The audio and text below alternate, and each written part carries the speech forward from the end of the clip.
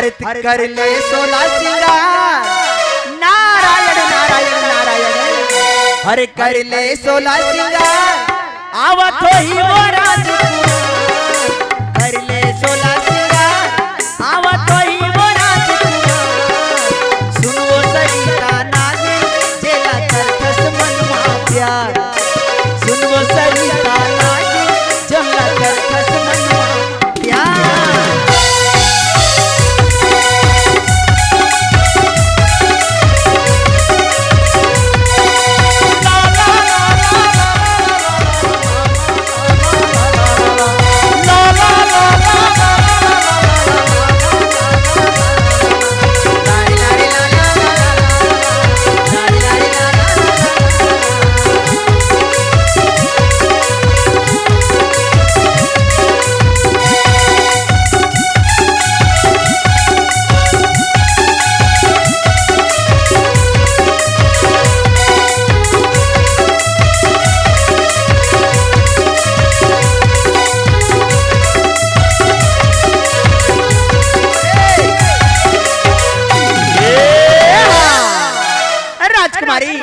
सरिता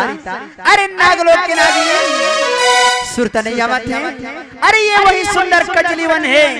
जो लताएं सपना में देखत रहे वो राजकुमार जो सुंदर वन में तोला लेके जात रही से ना ये वही सुंदर कजली वन है वो करे बर तोला कही था हर कर ले 16 सिंगार आवत हो ही वो राजकुमार कर ले 16 सिंगार आवत हो ही वो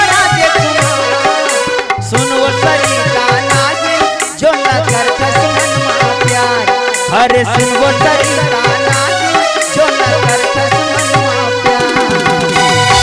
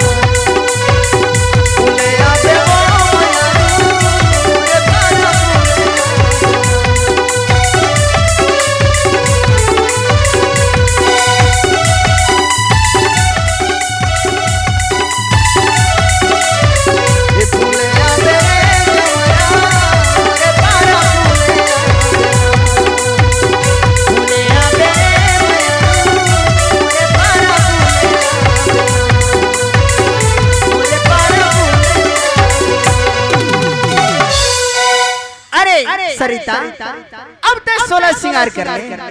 तो ये नागिन की रूप छुपा के ते सुंदर मानव शरीर धारण कर ले काबर राजकुमार जब यहाँ आई तो तोला मानव रूप में देख करके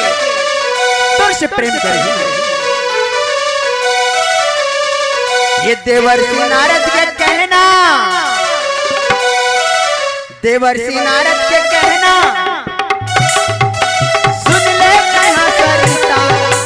देवर्षि नारद के कहना सुन ले सरिता ये बचन सुनबो होए